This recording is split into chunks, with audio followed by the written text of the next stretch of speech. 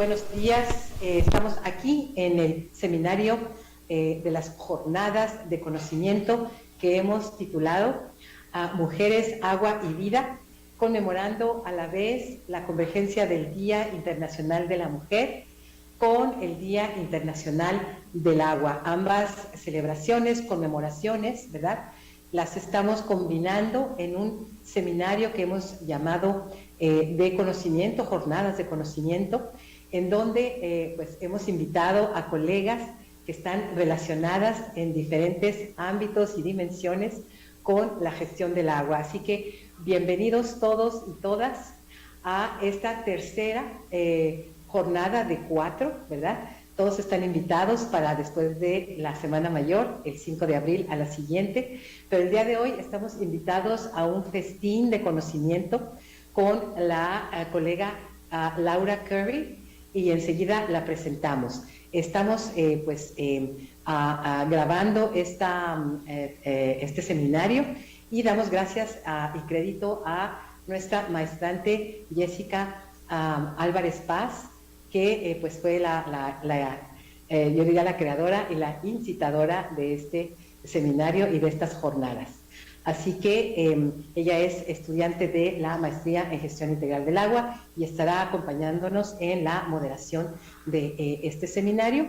Y bueno, doy lugar, Jess, para que tú puedas leer en español la bio de Laura Curry, y yo leeré un poco en inglés. Esta sesión, como decía, es un festín de conocimiento y también va a ser bilingüe. Así que adelante, Jess, por favor. Gracias, doctora. Laura Curry es una artista, activista y educadora radicada en Portland, Oregon, que trabaja a nivel transnacional. Su práctica se basa en la investigación de diversas narrativas que ocurren dentro del contexto social, las cuales utiliza para enmarcar sus obras feministas de performance, multimedia y arte objetual. En 2020 y nuevamente entre 2021 y 2023, Laura realizó una residencia artística de investigación en el CIESAS Noreste, en la ciudad de Monterrey, México. Durante este tiempo continuó con Cita en Bici, un proyecto que de investigación que se centra en el cuerpo y su relato sobre el acceso a la movilidad. Asimismo, dirigió de manera colaborativa la primera versión de Mujeres del Agua, manifiesto colectivo y poesía para el bien común.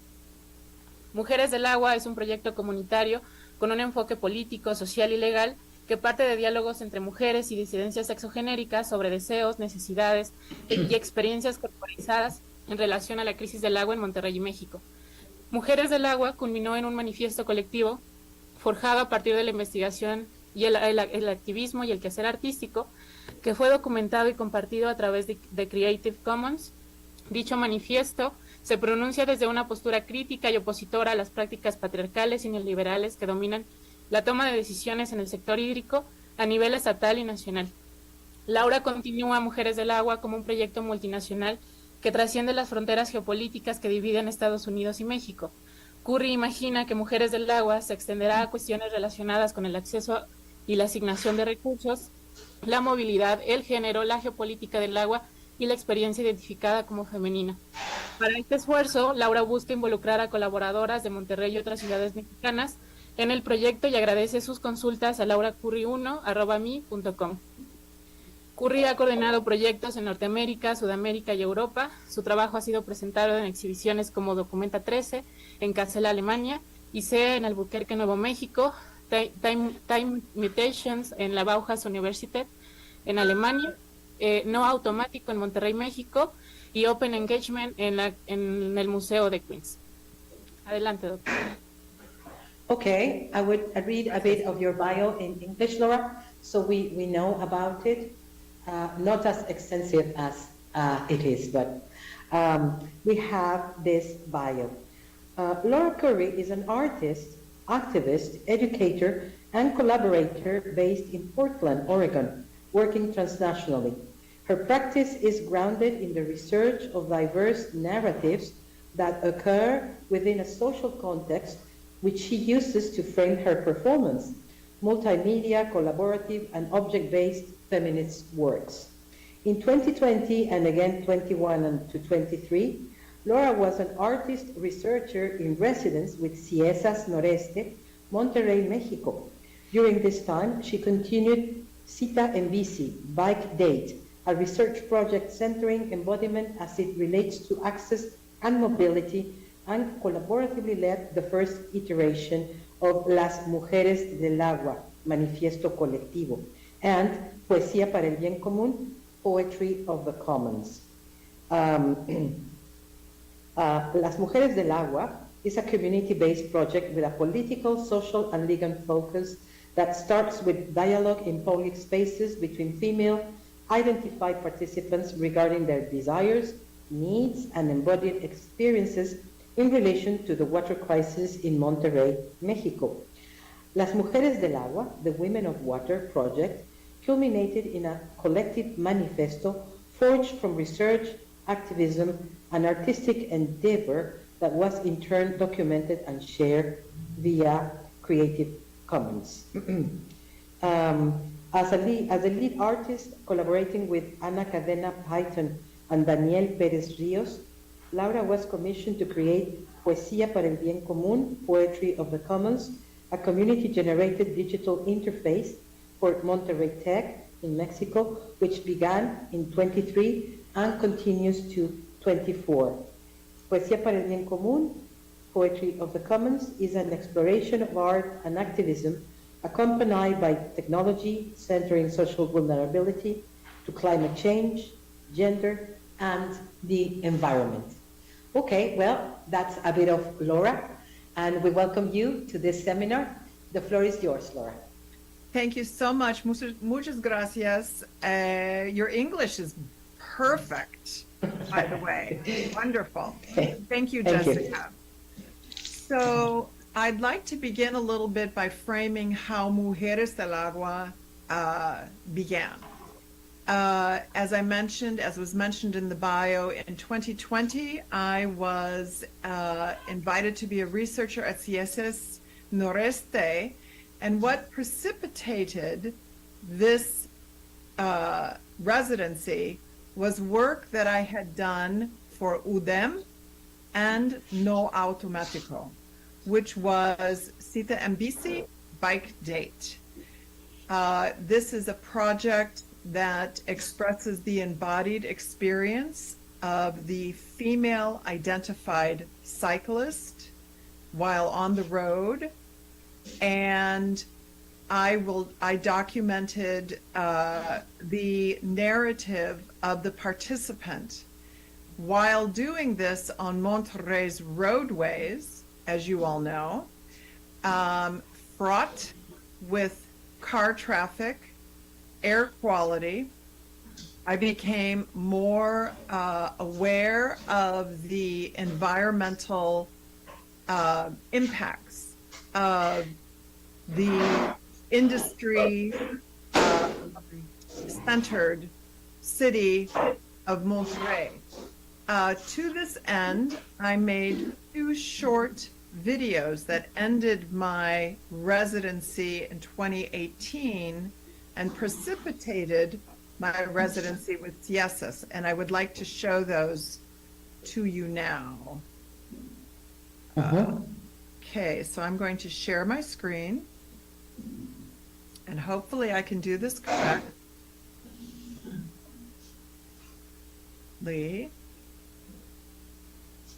Are you seeing this?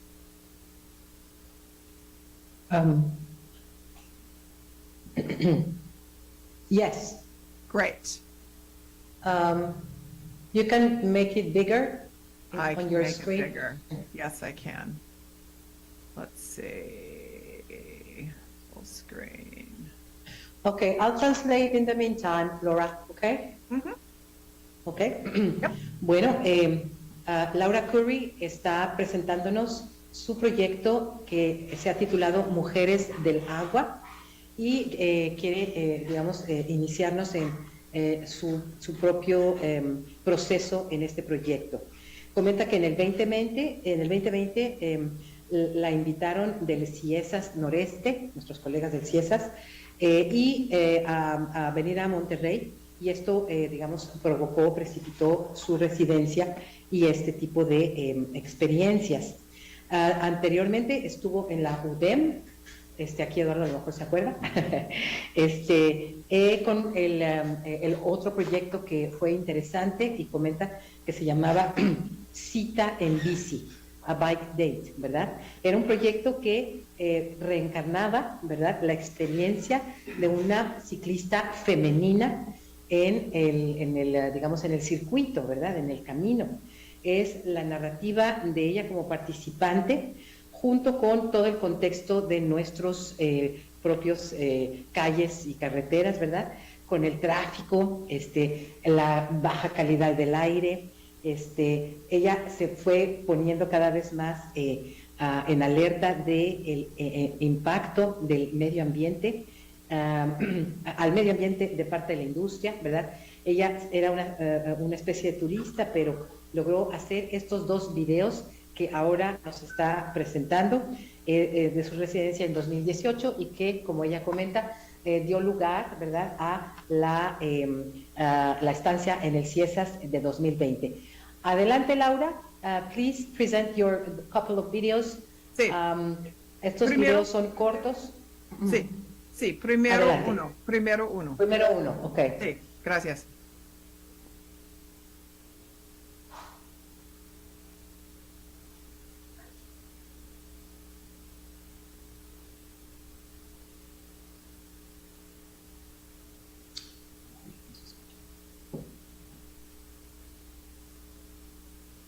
And this is some video from Bike Date. Este es un video. Can you say that again, Laura? Yes, this is some video from Bike Date. Ok, este es un video de que se llama Cita en Bici.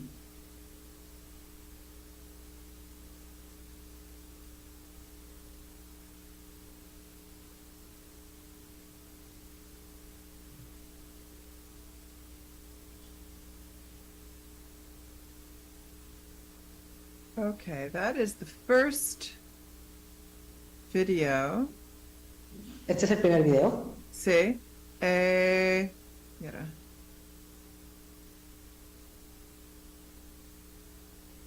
Y Laura, no se escucha sonido. No, no sonido. Sí. Ok. Gracias, gracias. Este es el segundo. Sí, segundo.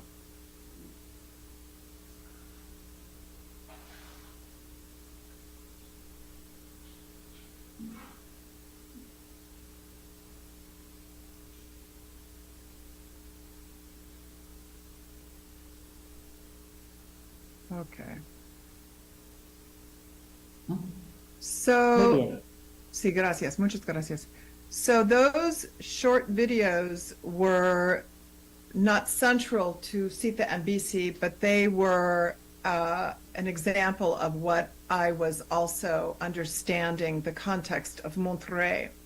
So when I returned for the residency with Síguenos Norte, it was interrupted by COVID, returned back in 2021.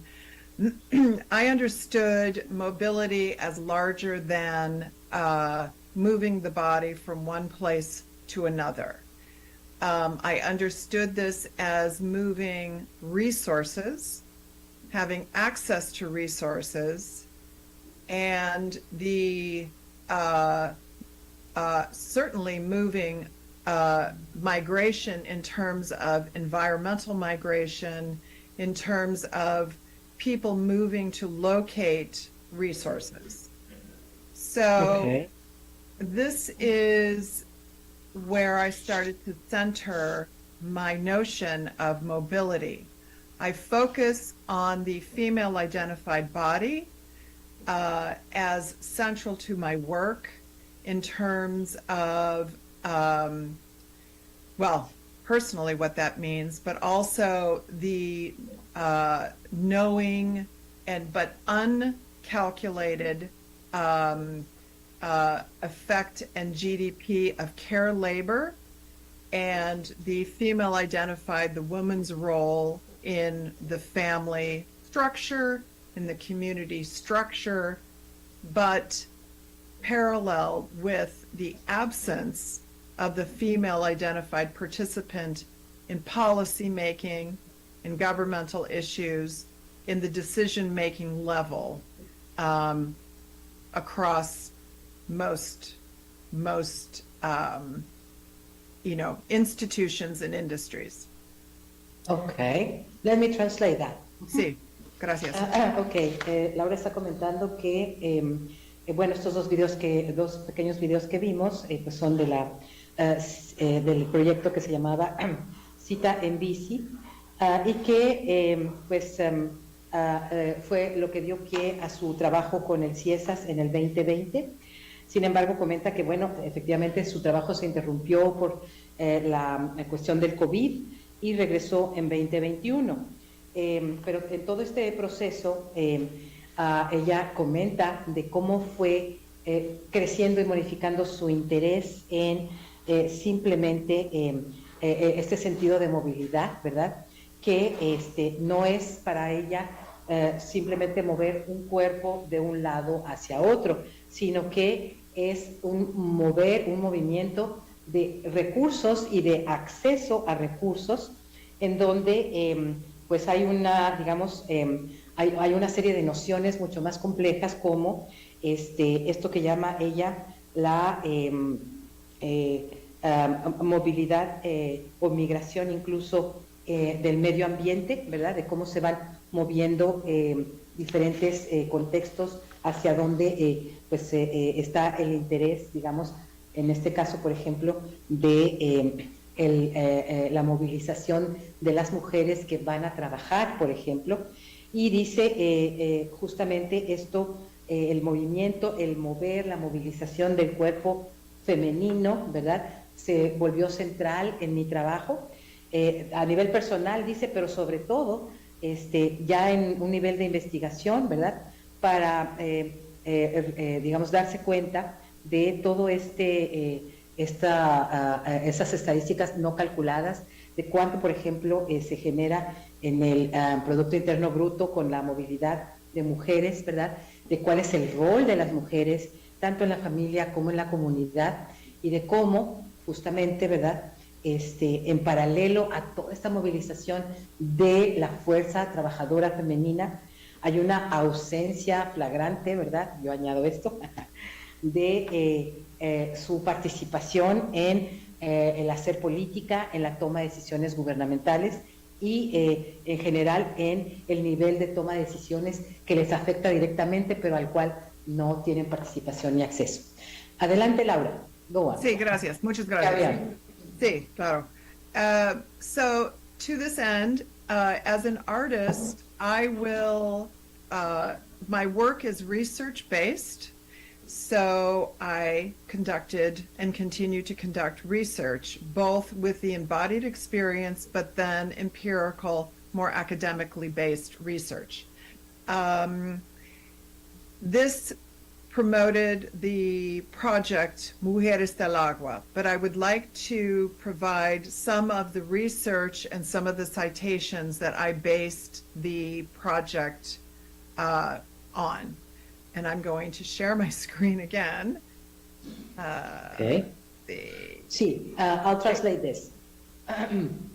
Dice Laura que para este fin, para ella como artista, ¿verdad?, continúa a hacer investigación práctica, pero también ha, digamos, intensificado su tipo de investigación más bien desde la academia, ¿verdad? Y este proyecto Mujeres del Agua ya tiene ese tinte, ¿verdad?, esa connotación, y ahorita nos estará presentando en el PowerPoint varias citas de dónde está fundando su proyecto que llamamos Mujeres del Agua. Adelante, Laura. Sí, muchas gracias. So this is just a sampling of the research that I was able to document, and I'll just kind of go through this. I can make this available if people are interested. Okay. What this indicates to me is that the industry that is centered in Latin American countries obviously is has a negative impact to communities, Latin American countries, to the benefit of, for example, the United States, Western Europe, et cetera, countries that are colonizing the resources and the industry that produces those resources. So. Okay. Okay, good. I can translate that. Sure. Okay. Estos ejemplos que están ustedes viendo en la pantalla, efectivamente los podemos traducir más tarde, pero habla de que es solo un ejemplo de lo que ha ido logrando documentar sobre, por ejemplo, aparecen por allí las conferencias sobre cambio climático para Latinoamérica y también la Conferencia General de las Naciones Unidas sobre Cambio Climático, y comenta de cómo ella ha estado también documentando pues todo esto que son países tanto en Europa y el mismo Estados Unidos que han estado colonizando. Ella habla de colonización, ¿verdad?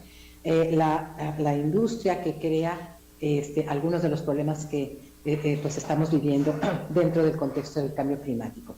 Adelante, Laura. Sí, gracias, muchas gracias. This was one of the results of the, not for Mujeres del Agua, but a personal response that I made regarding what the research was that I was finding. Okay, estos son algunos de los ejemplos de su respuesta personal respecto de el problema del agua que ella ha estado investigando y viviendo.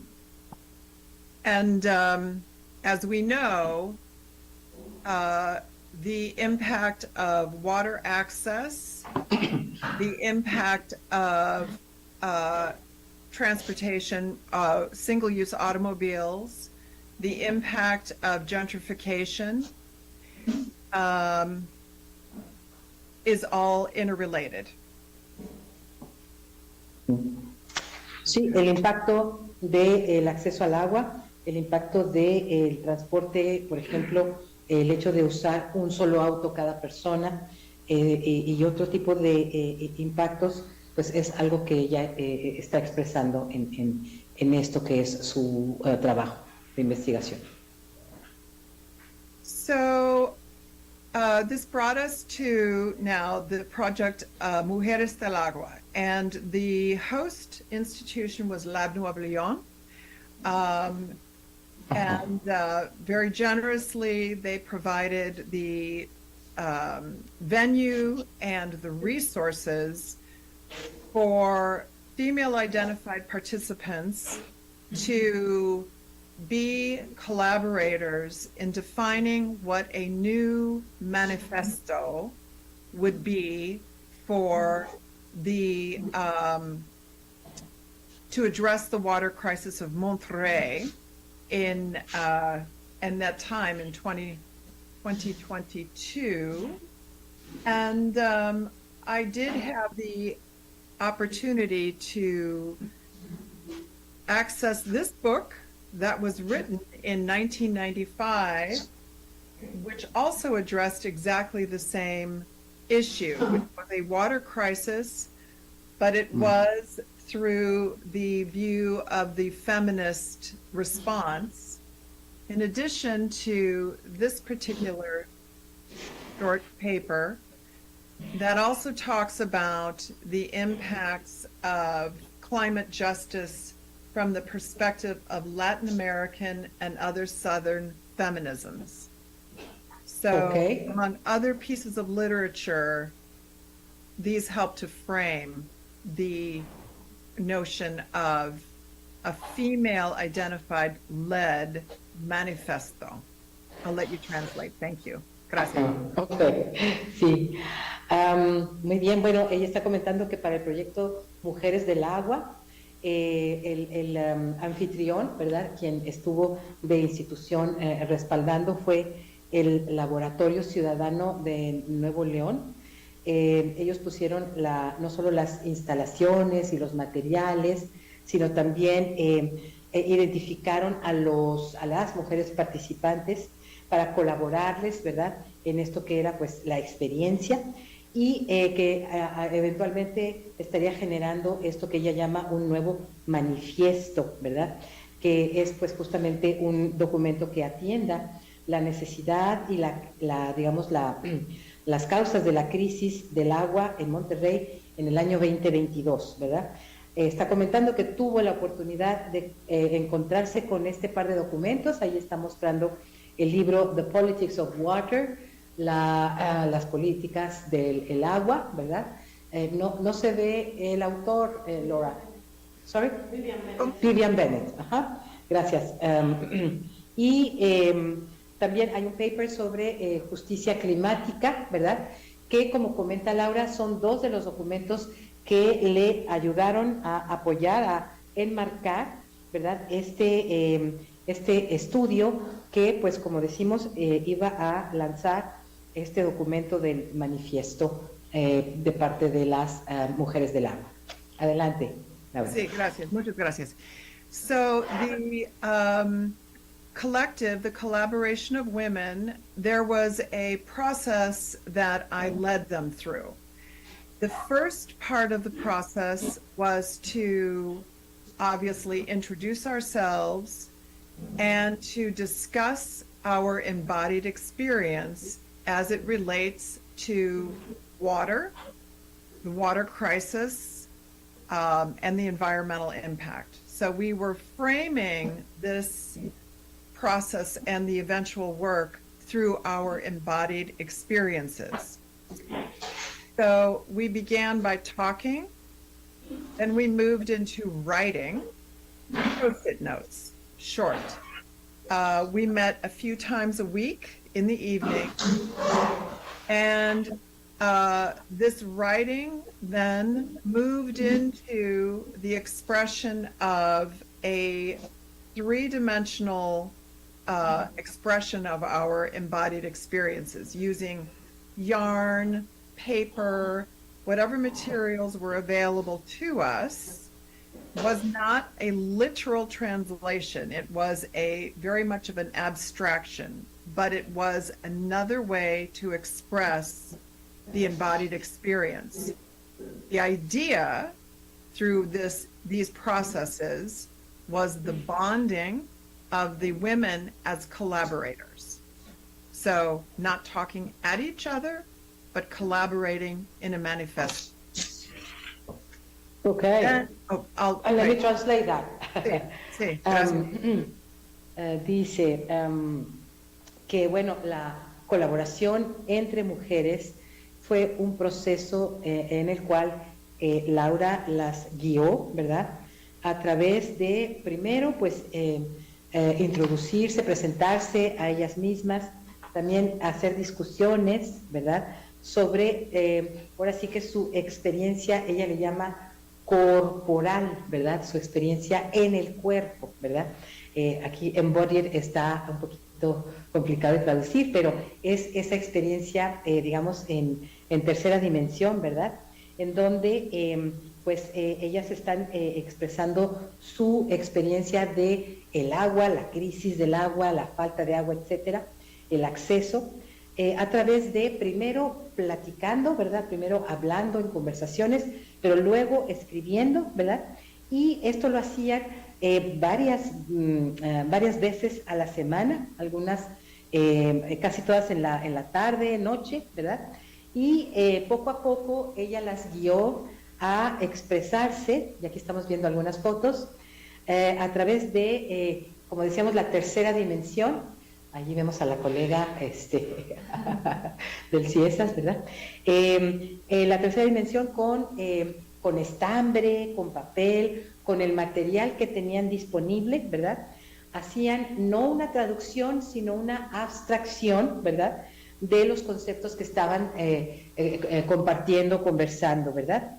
Y esto fue otra experiencia diferente, ¿verdad?, otro tipo de expresión que justamente pues hace ahora sí que esta traducción a la tercera dimensión, a lo corporativo, ¿verdad? Al cuerpo, y también, por supuesto, pues hace que las mujeres tengan esa convivencia, ¿verdad?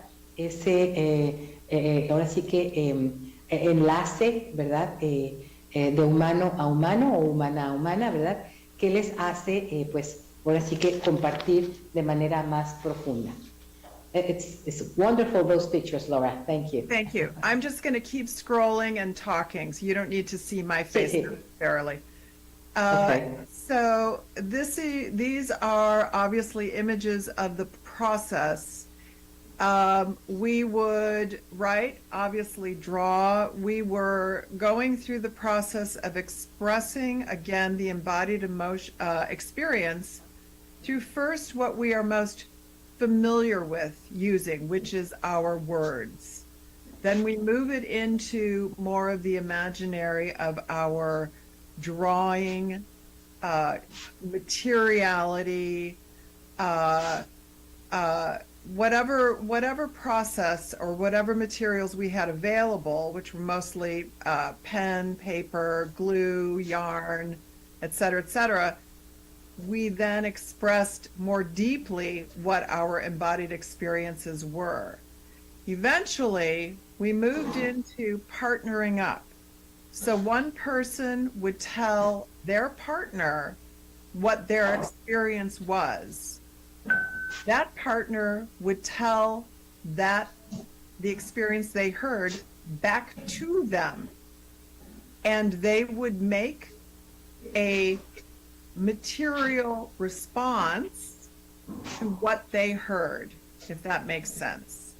So then we more or less adopted or climbed into the skin of the other person's experience, thus creating more empathy around the process of creating a manifesto. So it is not intellectualized only. If you want to. Okay. Yeah. Muy bien. Comenta que bueno, va a seguir hablando para que veamos estas imágenes que son parte del proceso. Y bueno, pues allí se ven mujeres haciendo diferentes actividades, dibujando, expresando, ¿verdad? A través de esto que ella llama este compartir corporalmente la experiencia, ¿verdad? Y bueno, usaban cualquier material, pero justamente la idea era, usando el material, llegar a expresar más profundamente pues qué es lo que la persona sentía y vivía durante este proceso de crisis del agua. Y bueno, hubo un avance, un momento en donde ella invita a hacer un partenariado, ¿verdad? Una asociación con algún compañero o compañera aquí en este caso, y pues les solicitaban que escogieran un compañero, ¿verdad? Y que se contaran mutuamente la experiencia. Esto pues era una experiencia más allá, ¿verdad? En el siguiente nivel, porque la compañera tenía que no solo escuchar atentamente, sino hacer una reacción a lo que había escuchado, es decir, ponerse en la piel, en los zapatos de la otra persona y tratar de entender cabalmente, ¿verdad? De manera completa la experiencia de la otra persona. Esto no solo generó más empatía, ¿verdad? Sino que pues generó una experiencia más completa, no solo a nivel intelectual, sino también en otras dimensiones de estas colegas que estuvieron compartiendo. Adelante, Laura. Sí, gracias. So in these photos, you can see now where we have taken these several weeks of experience. We are now bringing them into the actual writing. And we are deciding what are the most important points of this manifesto, or how it will be presented, how it will be expressed. And there was the component of this for Lab Nuevo León was an installation. So it had been agreed upon, decided that we would obviously present this manifesto in a large format installation, but the participants, the collaborators, would also be able to use the installation opportunity to present work that they felt compelled was important. It may be visual, it may be sonically grounded, it can be whatever it was that the participants, the collaborators, decided they needed it to be. So as you can see in this image here, this is part of the installation. This is the larger manifesto, and I have it in a slide format so you'll be able to read it better. This is another part. So all of the installation pieces were indeed panels of paper that were approximately 20 feet tall each. Let me get the last part of this PowerPoint. Ok, mientras traduzco, Laura. Ok, bueno, comenta que efectivamente, pues, esto que ella está mostrando en las fotos es un proceso que tomó varias semanas de experiencia. Lo que están ustedes viendo en corto, pues son varias semanas de experiencia, y por supuesto hubo una experiencia no solo de escribir los puntos más importantes para el manifiesto, también está la parte de lo que se denomina en estos contextos la instalación, ¿verdad? Es cuando se muestra al público general lo escrito, ¿verdad? Y cada quien pues podía presentar un formato diferente de acuerdo a la propia decisión de las colaboradoras. Al presentar el manifiesto podían usar visuales, podían usar sonidos, etcétera. Las colaboradoras decían cómo lo presentaban, pero ciertamente estaba mostrando parte de la instalación del manifiesto, estas piezas, ¿verdad?, que eran paneles de papel de más o menos 20 pies de largo, que vienen siendo más o menos, pues unos 5 metros, ¿no?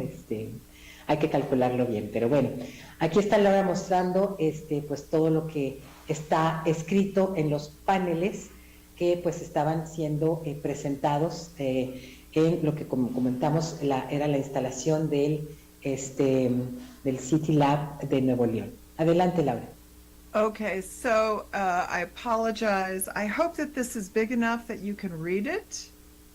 Not really. Okay, sorry. Yeah, no.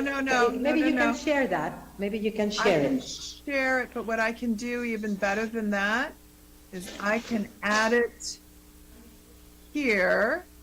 Okay. I think that it will be better. I'm so sorry to be building this right now. I was hoping. Don't worry.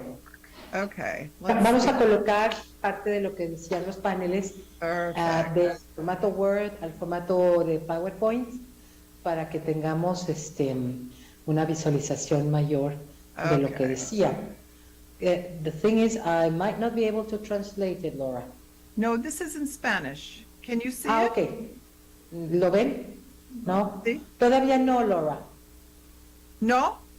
It's too small. Oh, I will have to share it. Yeah, okay. Would you like me to read it to you in English? Maybe. ¿Tú lograste ver algo, Noé? No. Okay. Yo lo puedo leer. Yes. Yo lo Adelante. puedo leer. Adelante, yes. Yes. Nada más, Okay. si lo puede compartir otra vez. Okay. So, Can you share the screen again, Laura? sure. Because I think that's important. Yes, I will share the screen again. It's going to be... Don't worry. Okay, let me share the screen. Hold on 1 second. Woo! I'm running around here. Okay. All good. It's fine. Okay, I am sharing the screen. I apologize, it's in English. It's So, okay. Okay, this is the preamble to the manifesto that established the Mujeres del Agua Collective. Este es el preámbulo de lo que fue el manifiesto de Mujeres del Agua al principio. Adelante, Laura. Okay. This manifesto was born out of a quest to articulate the issues experienced by women during the recent water crisis in the state of Nuevo León. The result is a manifesto composed by perspectives of women citizens whose objective is to make the female-identified experience visible, increasing their incidence within the socio-political decision-making, promoting tangible changes regarding water and the environment. The manifesto process is intended to be replicable in different socioeconomic, geographic, and cultural contexts in order to increase the number of voices and knowledge. We recognize that we are located in ancestral lands marked to this day by colonialism, racism, capitalism, and patriarchy, among other systems of oppression. We believe, you know what I can do? I can put the Spanish version in the chat. How's that? Okay. Don't you think? Yes, perfect. Let me do that, and then you don't have to listen to me. Let's see. Here we go. Let me get this.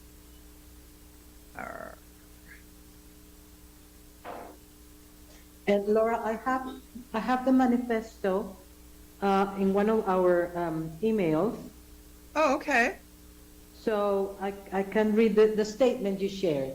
Oh, and perfect. translate it. Yeah? Do so it makes sense. Perfect. I have it here. I'll read the statement, okay? Great. In Spanish. Perfect. Okay? Sí. Y para todos los que estamos por acá conectados, ella está poniendo en español esto que ella estaba leyendo en inglés, que es parte del manifiesto. Lo está poniendo en el chat del Zoom, ¿verdad? Pero ella pues lo va a compartir ahora sí que en documento más adelante. Y yo tengo aquí algo que se llama un estatuto, ¿verdad? Entonces lo tenemos en inglés, pero pues ahora sí que con un poco de tiempo lo leeremos en español. Doctora, ¿se lo compartí en español por WhatsApp? Ah, excelente. ¿Quieres leerlo, Jess? Adelante. Sí. Como tú quieras. Sí, Listo, sí. es el manifiesto. Adelante, Jess. Este manifiesto nace de una búsqueda por articular las problemáticas experimentadas por mujeres durante la reciente crisis de agua en el estado de Nuevo León. El resultado es un manifiesto compuesto por perspectivas de ciudadanas, cuyo objetivo es visibilizar la experiencia femenina, aumentando su incidencia dentro de la toma de decisiones sociopolíticas, promoviendo cambios tangibles respecto al agua y el medio ambiente. Se busca que el manifiesto sea replicable en distintos contextos socioeconómicos, geográficos y culturales, con el fin de aumentar la cantidad de voces y saberes. Reconocemos estar situadas en tierras ancestrales marcadas hasta nuestros días por el colonialismo, el racismo, el capitalismo y el patriarcado, entre otros sistemas de opresión. Consideramos imprescindible la presencia de mujeres y personas identificadas como mujeres dentro de las decisiones de sustentabilidad, conservación y salud del agua, el aire y el medio ambiente.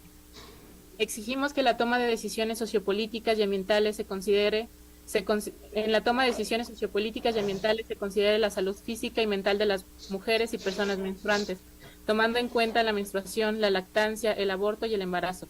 Las mujeres domésticas forman parte de la fuerza de trabajo y deben ser legitimadas como tal. Exigimos que el agua se distribuya de manera equitativa y sustentable. Buscamos generar alternativas y cambios respecto al sistema de desechos contaminantes del agua, desde lo doméstico hasta lo industrial. Demandamos que se proporcione la educación necesaria sobre el cuidado del agua en todas las etapas, empezando por la infantil. Creemos que debe replantearse nuestra relación con el agua, empezando por el vocabulario utilizado que le asignamos hasta el uso que le damos en nuestra vida. Exigimos que el trato del agua sea como un recurso, no sea como un recurso, sino como una entidad viva habitada en nuestro entorno, así asignándole los siguientes derechos. Derecho a la vida y el respeto a su existencia, respeto por el mantenimiento y regeneración de los ciclos vitales, estructura, funciones y procesos evolutivos. Derecho a la restauración. Exigimos un futuro ecocentrista. Este es un documento vivo y en constante evolución. Sí, gracias. tres derechos fundamental, the three fundamental rights.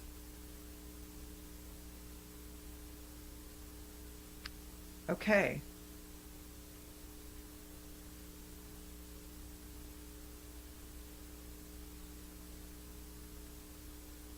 I'm not hearing.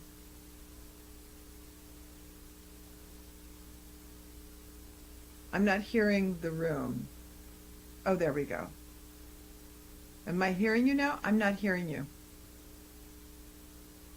There you go.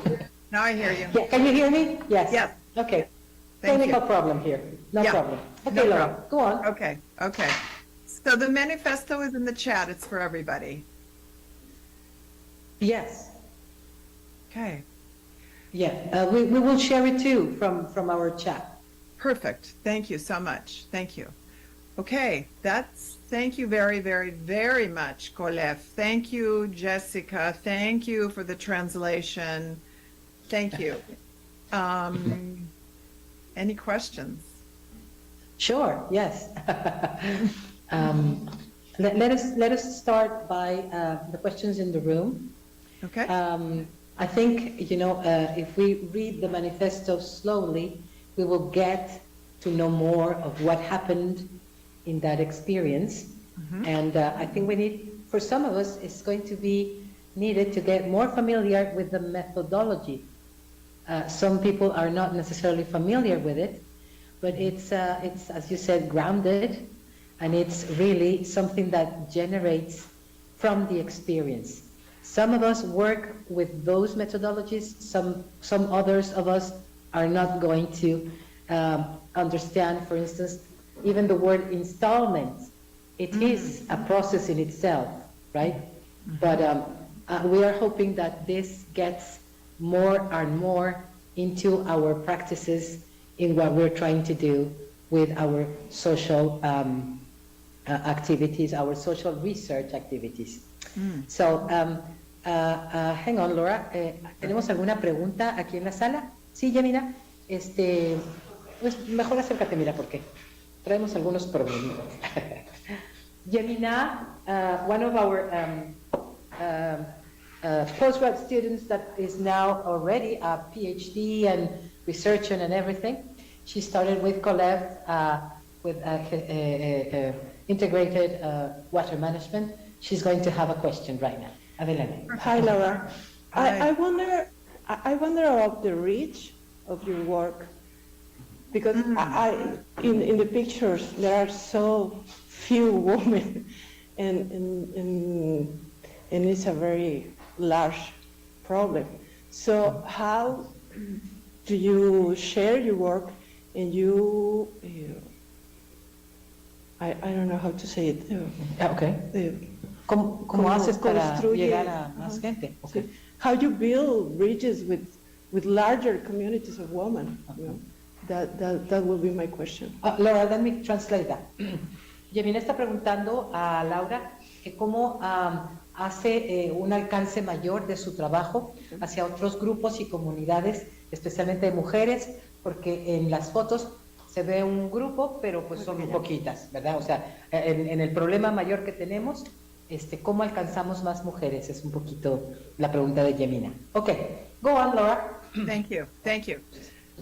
Es una pregunta más importante, porque el grupo de las mujeres, I'm going to try speaking a little in Spanish. Yes, go Para on. este proyecto, sí, también, verdad, es más pequeño, pero no, there wasn't a picture of all of the women. So I'm guessing there were sessions in the morning and sessions in the evening. So I am guessing there were 20 or so. Pero ahora pronto it's a challenge of mine why I am working to continue this project. But I write, I am published in the American Association of Geographers that addresses this. I am published in other formats, peer-reviewed formats.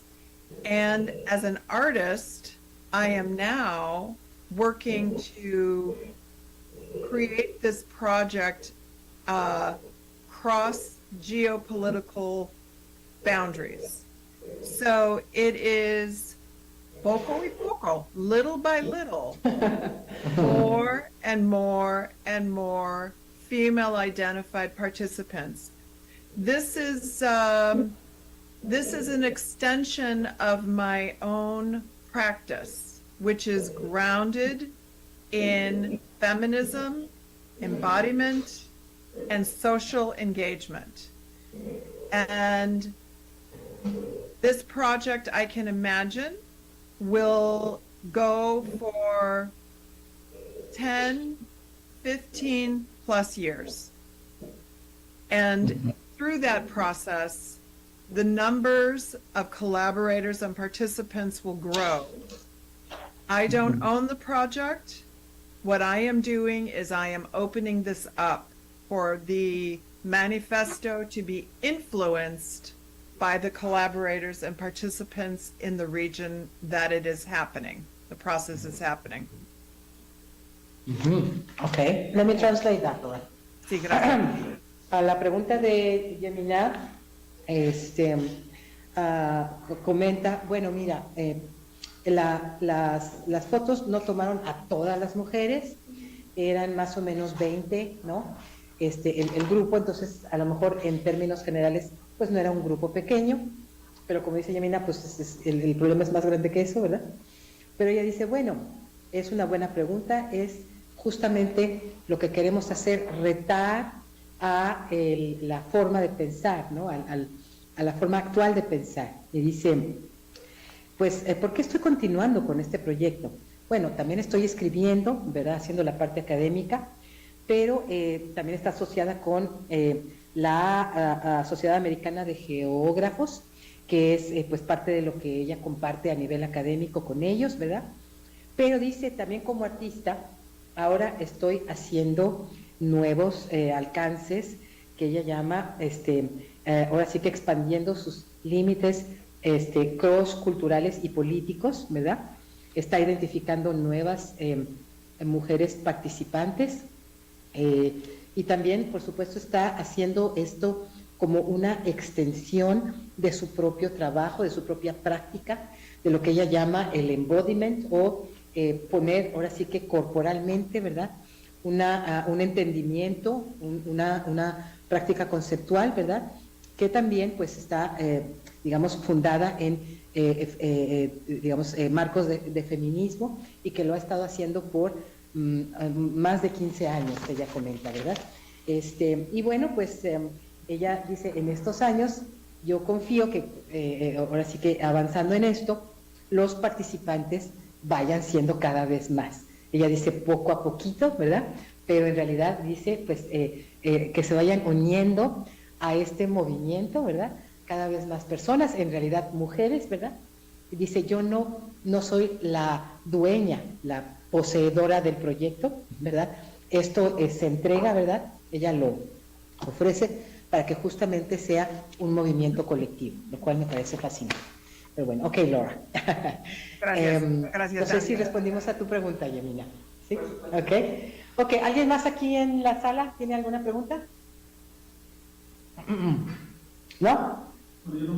Jesús Fausto, a ver, acércate al micrófono. Gracias. Lo decía en español para más. En español yo traduzco, ok. Sí, mi pregunta sería, ¿cómo seleccionaron a las mujeres para este proyecto y si representan a todas las mujeres de Monterrey o son algún tipo de mujeres nada más? Okay. Laura, Jesus is asking, how did you make the selection for the participating women for this project in particular? And if you consider this group of women representative of all the women in Monterrey or Nuevo León? Sí, How do you no. represent? Gracias, gracias. Gracias otra vez. No, this is not representative of all the women of Monterrey, certainly. This is a capsule of participation. The project was open to anyone who wanted to participate. I understood that there were barriers to participation through access to where the project took place. There were barriers of participation to know that this project was happening through access to the internet, to computers, to communication modalities that the host organization had and the reach that I personally had. I worked with a curator, Ana Cadena Payton, who helped, supported me to do outreach. However, I already knew that I was not going to be able to reach all the women. But, however, there were participants in this project that could take the information and the messaging to their communities so that there would be a broader reach in other communities, for example, Independencia, other areas of Monterrey that I myself would not have, first of all, the language skills, but most importantly, I would not be able to access everybody. So I knew this. This is certainly not a broad representation, an inclusive representation of all the women of Monterrey. I don't even know. This is why I started the second project, Poesía el Bien Común, Poetry of the Commons, so that it would be more visible. But again, there are boundaries because of the digital divide, most notably. Okay, let me translate that. Okay. Gracias, gracias. Laura está diciendo que pues no, efectivamente, este proyecto en particular no incluyó, ¿verdad?, todo tipo de mujeres. La muestra, ¿verdad?, lo que ella logró hacer es que el proyecto se ofreció a algunas mujeres que querrían participar, pero que claro que ella está más que consciente porque las hubo barreras y falta de acceso, porque bueno, el laboratorio dispuso cuestiones de, digamos, de acceso a internet, las computadoras y todo, pero ellos como anfitriones pues tenían un límite, ¿no?, de alcanzar a ciertas mujeres nada más, ¿no? Y dice, yo también tenía mi red, ¿verdad? Yo alcancé algunas de las mujeres a nivel personal, ¿verdad? Pero pues ahora sí que es una selección, ¿verdad?, de las mujeres que quisieron participar. Dice, a mí me ayudó una curadora, ¿verdad?, un poquito a la usanza de un museo, ¿verdad?, que fue Ana Cadena Payton. Ella le ayudó a poner cuestiones, digamos, de instalación en el laboratorio, pero pues desde el principio se sabía que no se iba a alcanzar a un número X de mujeres mayor, ¿verdad?, y que sobre todo pues iban a ser ahora sí que de lo que ellas pudieran conseguir, no definitivamente de todos los tipos de mujeres.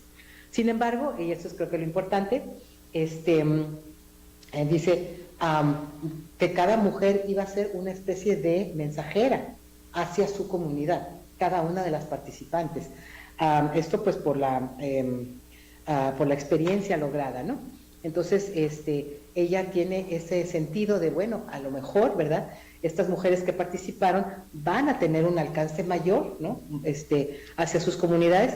Por ejemplo, la colonia Independencia, algunas participaron, dice, ojalá que esté esto corriendo, ¿verdad? Compartiéndose en esa y otras colonias de la ciudad de Monterrey. Dice, y también pues hay toda una parte de las habilidades lingüísticas, dice, pues no necesariamente se da a entender en español, aunque yo creo que sí. Your Spanish is very good, Laura. Y bueno, dice, pues no, ahora sí que no se planeó, de hecho, como actividad, ser más amplio o más inclusivo en el tipo de representación de las mujeres que participaron. Sin embargo, dice, por eso estoy aquí siguiendo, ahora sí que en la segunda parte del proyecto, que se está llamando Poetry of the Commons, o la poesía de los comunes, en donde ella intenta hacer otro proyecto más visible, probablemente de mayor alcance, ¿verdad? Eso es lo que tradujo Laura. ¿Alguien más por aquí con preguntas? Eduardo, paso por acá el micrófono. Eduardo comes from UDEM, Laura. He's one of our visitors today. Yes. I want to make it in Yes. English, but It's okay. if I have problems, I will ask for my dear colleague Blanca. Yes, thank you. With some help. So thank you so much for sharing this content. I love the project, I love the pictures, and this manifesto is so powerful. So I want to congratulate the initiative and all the work that you shared. And I have 2 points to ask to discuss with you. The first one is I want to know more about the things that you discuss about patriarchy and water, how the women describe that relation, what's the problems, what's the interaction with this destruction of oppression and the relation with water. That's a point that I want to know more. And the next thing maybe is rude. I don't want to be rude, so I'm saying this because I think it's a point that we need to address. I just read something right now in internet, and this project was founded by FEMSA and the government, and managed by LAF Nuevo León. And I just want to know that if you have a reflection, have this thinking about why this foundation, this FEMSA, that they manage coke, right? They are there are problems with water distribution and a corporation. I don't know if that's the word, corporation, of water in this city. Yeah, and yeah, I think that's a thing to have this in mind. Yeah, why these people are giving money for doing this? Is this a political dispute? Is this a political dispute of narratives? Is this a cooptation? Is what are they doing this, right? So how can we put this in the table and discuss it and do something about it? So, well, thanks a lot, and I just love the work. Okay, I'll translate the question, Laura. Sí, gracias. Okay, Eduardo de la UDEM nos pregunta, o le pregunta a Laura más bien, bueno, lo primero la felicita por este proyecto, y la primera pregunta es esta inquietud de cuál es el punto, ¿verdad?, de inflexión, cuál es la convergencia entre el tema, pues, en general de mujeres y agua. Y patriarcado, ¿ok? Esa es la primera pregunta. Y la segunda es, en breve, ¿verdad?, ¿cómo es posible? ¿Cómo sucede que una organización como FEMSA, que sabemos que es la productora de Coca-Cola, pues a nivel nacional. Aquí está una de las, digamos, de las unidades más fuertes, ¿verdad? Ahora sí que connotadas de la empresa, ¿verdad? Cómo es que ellos fueron los que fondearon esta experiencia con el Lab Nuevo León, y que pues hay que considerar que, bueno, ellos están haciendo cosas con el agua, ¿verdad?, que no necesariamente se explican a la población, y que, bueno, pues hay que ver por qué están interesados en proyectos como estos, ¿verdad? Eso es un poquito lo que comenta Eduardo y que le pregunta a Laura. Adelante, Laura. Muchas gracias otra vez. Entonces, pregunta número 1, the patriarchy and water. First of all, thank you very much for the compliments, and let's talk about me coming to UDEM. Okay. Patriarchy and water. So the reason why these are aligned is because of capitalism, colonialism, other events of exploitation. The leadership in these movements, if you will, or these methods of wealth production have been led by their gender. And the idea of the female embodiment within the construct of environmentalism has been removed from the policy level dialogue or conversation. And I would argue they are primarily absent from the legislation that frames how do we use natural resources? To whom are they entitled?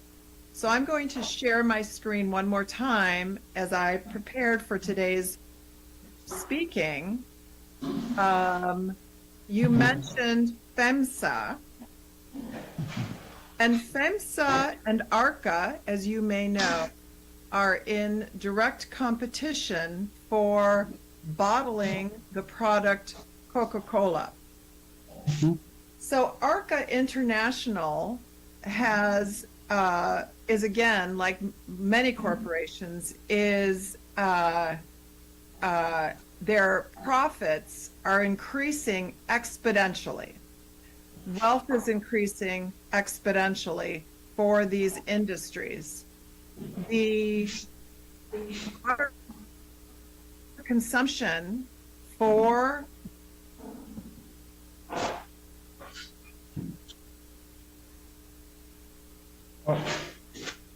We lost you, Laura.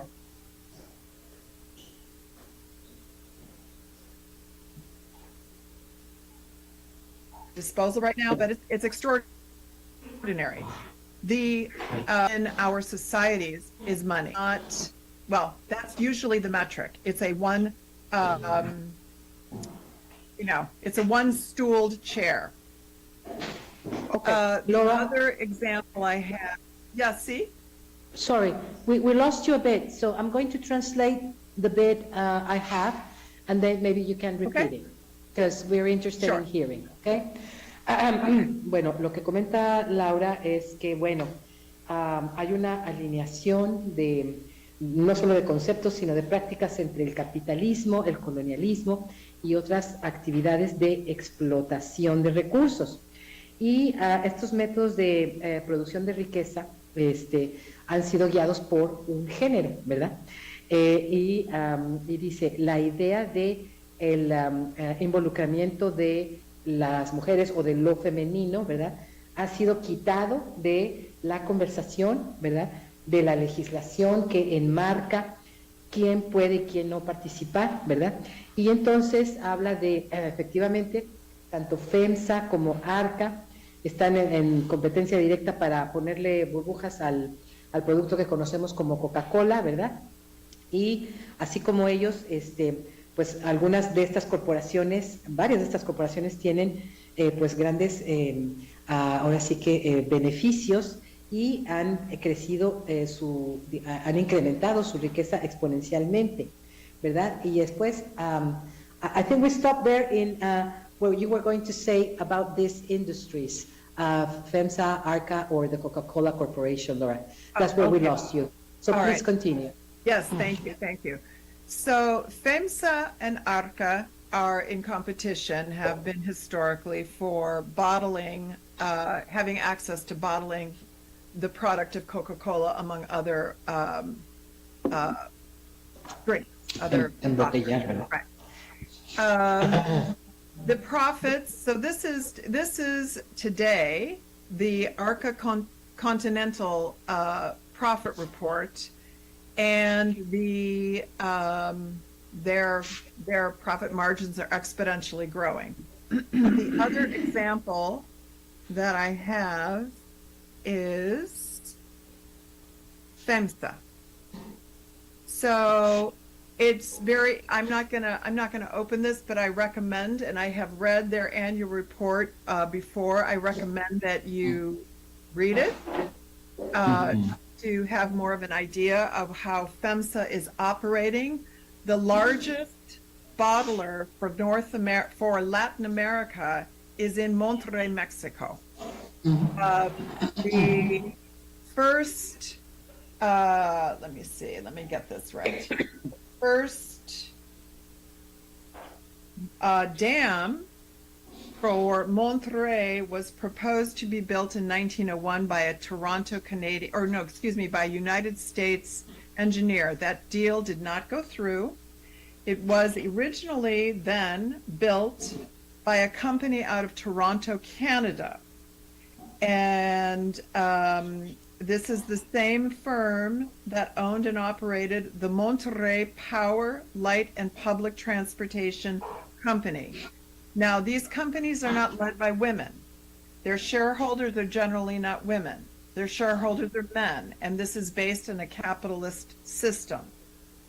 The original system, the original damming system in Monterrey, was planned to serve an eventual population of up to 200,000 people in 1910.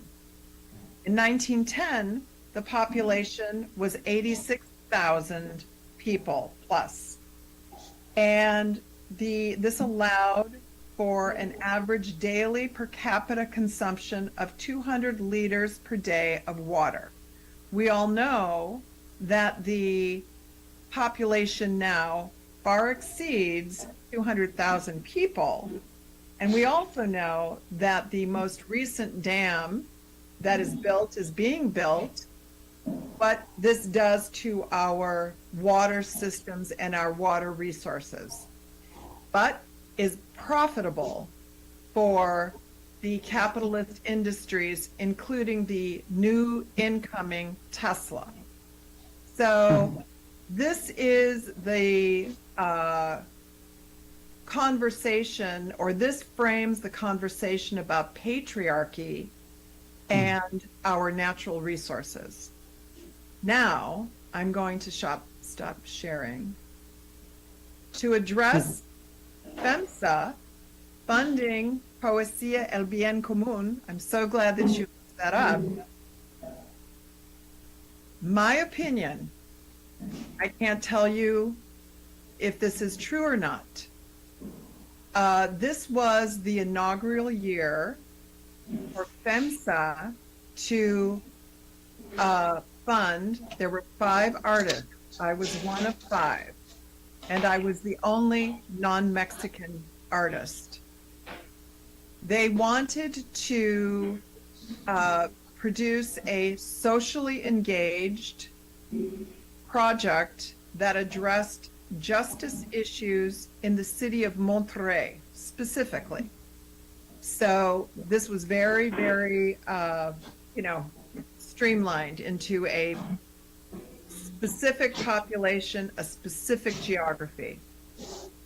In my opinion, this was a way for FEMSA to greenwash, if you will, or to wipe up their reputation. And I used that opportunity to create a public platform in which people could address environmental impact and social justice issues, including violence, including the water crisis, including gentrification, including the justice issues that are facing the individuals today. And if I could use FEMSA's money, if you will, to produce this work, to make visible the hearts and minds of the people of Monterrey without editing, without limitation, then I thought this would be a worthy project. Ok, muchas gracias, Laura. Vamos a ver si te respondió Eduardo. Pero bueno, está comentando que efectivamente, bueno, regresamos un poquito a retomar lo que decía sobre FEMSA y ARCA, que ambas compiten por embotellar, ¿verdad?, el producto de Coca-Cola y otros. Y bueno, estaba mostrando en pantalla el reporte, ¿verdad?, el reporte continental, en donde sus márgenes de ganancia se van aumentando, ¿verdad? Y también nos mostró en la liga el reporte anual de FEMSA, que también nos recomienda consultar para tener una idea de cómo FEMSA tiene la unidad de producción más grande en Latinoamérica, aquí en Monterrey, ¿verdad? Ya lo estábamos comentando. Y bueno, comenta un poco que efectivamente la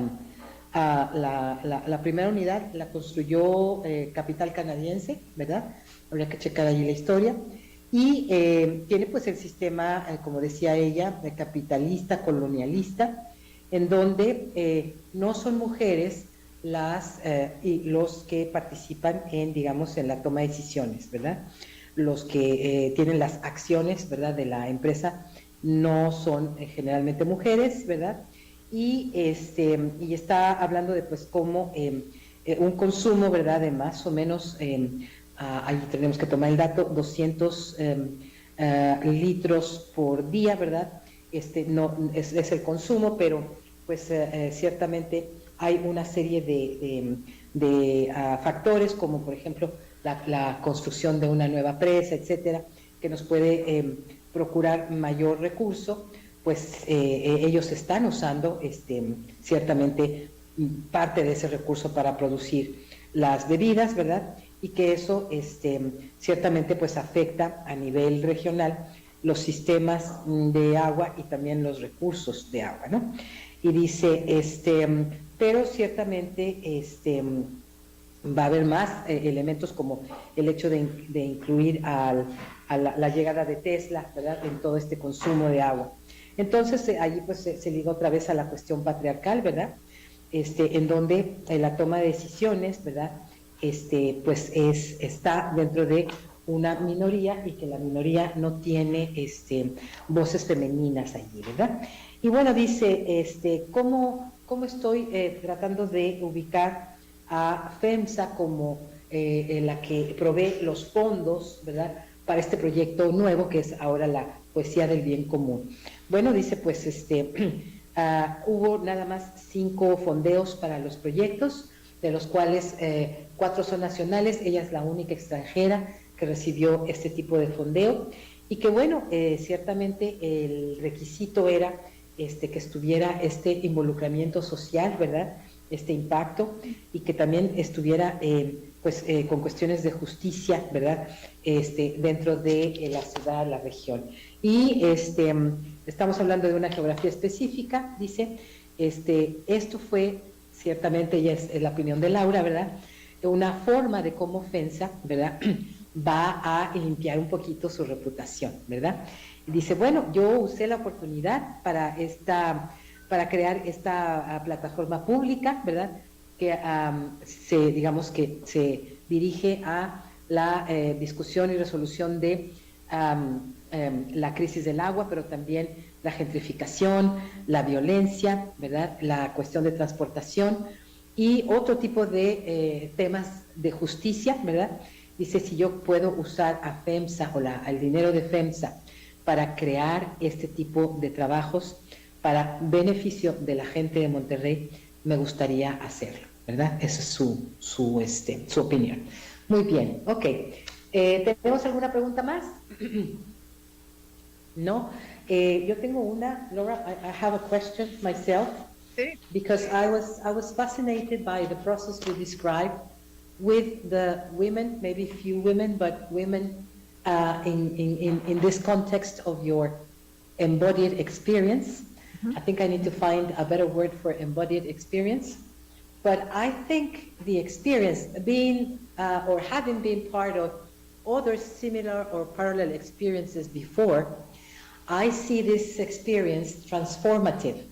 The one that touches not only your emotions and your intellect, as you were saying, but even your inner awareness of who you are, your identity, and basically your spirituality as well, whatever that means for each of us, right? So I believe it was that kind of experience.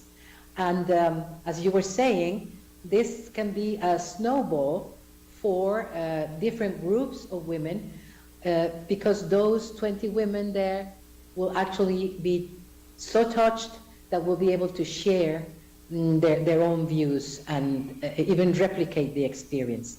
So because we read the manifesto, I think it was clear in the document what had happened there. That's how I see it from my embodied experience of today. But my question is, when is the next experience in which women like Yamina or myself in here can participate? Good question. Okay, let me translate. In case some people didn't understand. Estoy comentando que esta experiencia que comparte Laura Curry me parece que es transformadora en diferentes niveles, no solo en el emocional o en el intelectual. A mí me parece que las personas que participaron allí fueron tocadas en su identidad, fue una experiencia transformadora, transformativa, ¿verdad? Incluso dentro de lo que llamamos la espiritualidad, las creencias, todo el cambio de valores, etcétera, en donde ciertamente creo que estas 20 mujeres que experimentaron esta experiencia tanto en el cuerpo o corporal como corporativa, ¿verdad? En conjunto, en colectivo, la pueden compartir con otras porque ha sido, creo, bastante significativa, de acuerdo a lo que leímos en el manifiesto, ¿verdad? Y que esas mujeres pues no solo serán capaces de compartir la experiencia, sino también a lo mejor de replicarla, lo cual creo que es un poco la idea de hacer esto cada vez más grande, ¿verdad? Y entonces mi pregunta para Laura, y a lo mejor con esto cerramos porque ya estamos sobre el tiempo, yo le pregunto, bueno, pues en dónde, cuándo y dónde va a estar sucediendo otra de estas embodied experiences, ¿verdad? Estas experiencias en el cuerpo, en lo corporativo, ¿verdad? Para poder participar. Adelante, Laura. Sí, gracias, muchas gracias. That's a great question. I am approaching to address that in a few different ways. One way is to return to Monterrey to conduct this process with different groups. It is open to whomever wants to participate, to add on to the manifesto, to discuss the manifesto, to understand how the manifesto or other words are generated from an embodied experience that is framed in a personal empathy. This, you are absolutely correct, results into an activism. So the participant collaborators, by discussing what their issues are or how they feel, not necessarily the project, has a rippling effect. So I am looking to return to Monterrey to continue to conduct these kinds of workshops. Secondarily, I think that it is very important that the geopolitical boundaries that frame Mexico, frame the United States, frame other colonizing countries are penetrated through dialogue. So I am looking to create, through digital mechanisms, meetings and conversation with groups of people in Monterrey to begin, and in Portland.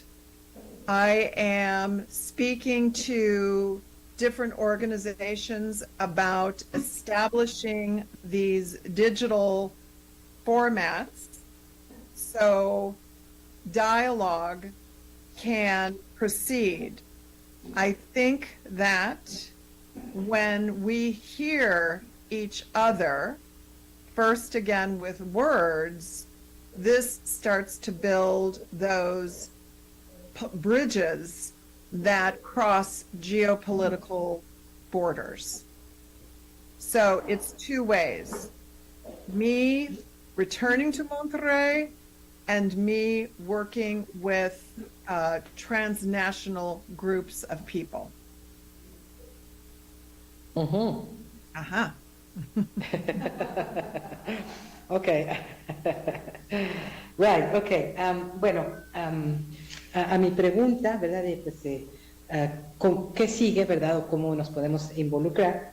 Dice, bueno, me estoy acercando a digamos, esta nueva actividad en dos principales fuentes o caminos, ¿verdad?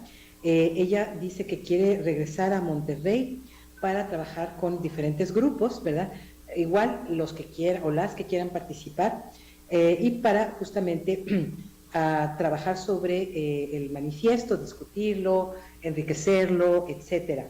Esto pues va a ser ciertamente el experimento de enmarcar la experiencia con empatía personal, ¿verdad? Y dice, tienes razón, Blanca, esto resulta en activismo. La gente efectivamente empieza a compartir, ¿verdad? Empieza a replicar la experiencia, y entonces efectivamente dice, la gente que tuvo esa experiencia, ese sentir, esas emociones y cuestiones de cambio, ¿verdad? Tiene un efecto, digamos, de eco, ¿verdad? Que se expande. Y dice, ciertamente voy a retomar esto que es regresar a Monterrey y conducir este tipo de talleres, ¿verdad? Pero también hay un elemento muy importante que ella llama las limitaciones o límites geopolíticos, por ejemplo, los que hay en Estados Unidos y México, ¿verdad? Y dice, yo estoy por incrementar el diálogo, ¿verdad? A través de mecanismos digitales, ¿verdad? Que haya espacios en estos pasillos digitales, ¿verdad? Que nos puedan hacer encontrarnos para conversar en diversos grupos, por ejemplo, la gente de Monterrey con la gente de Portland, ¿verdad? Necesitaríamos establecer algunos formatos digitales para que el diálogo pueda fomentarse, proceder, ¿verdad? Es importante escucharnos los unos a los otros. Eso empieza a construir puentes, y aún con las límites o fronteras geopolíticas, pues se puede realizar tanto el hecho de que ella trabaje a nivel personal, presencial con Monterrey, y también que haya esta transacción, ¿verdad?, en línea con mucha más gente. ¿Ok? Muy bien. Ok, Laura, well, it has, like I said, been quite an experience just to hear the report. And I think the last question I will ask is, would you admit any male companions in your workshops? Absolutely. Absolutely. Okay. All right, because there are a few here. Yes, yes. I know They might be interested. Right, and I understand that the gender specificity needs to be broadened, but I think that I was very interested to, and still am interested in, privileging the female embodied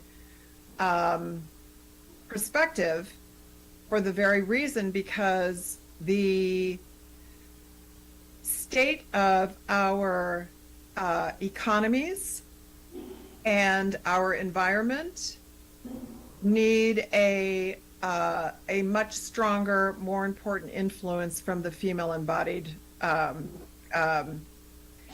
sort of heart, if you will. So I think that that's critical.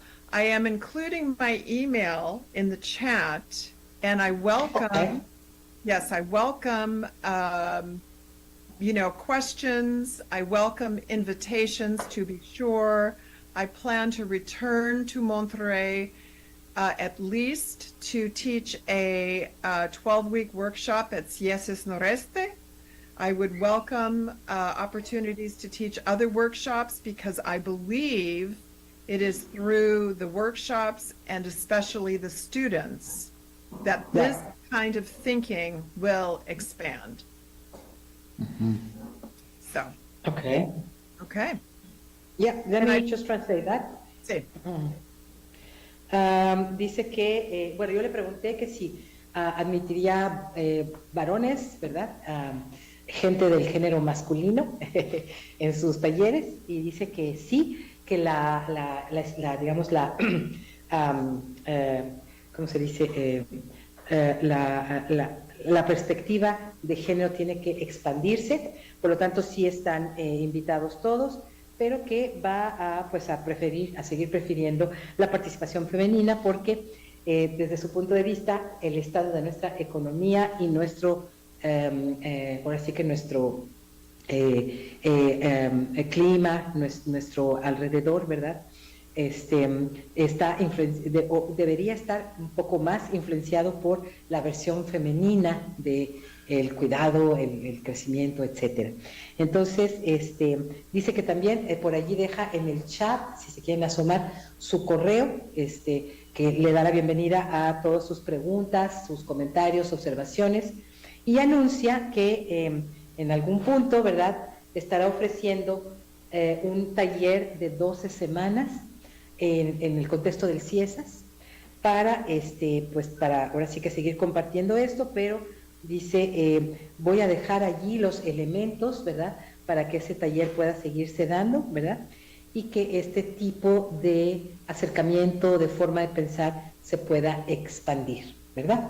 Eso es lo que nos comparte Laura. Entonces, con muchísimo gusto nosotros también podemos compartir su contacto, que puede ser, ¿verdad?, pues parte de esta nueva participación. Así que, Laura, muchísimas gracias.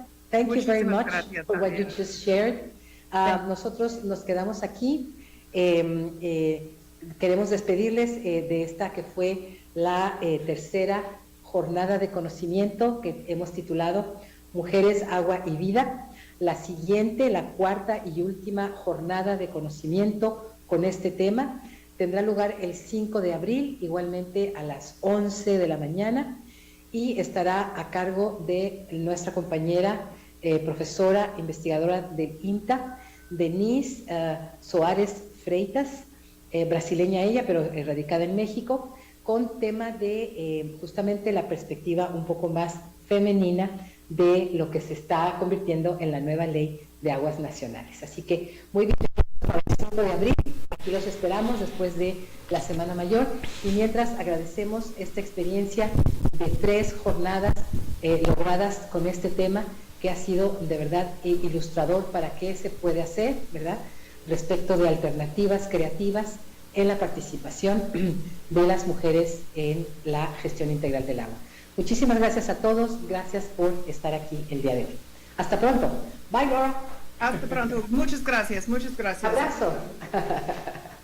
Bye, bye. Bye, bye.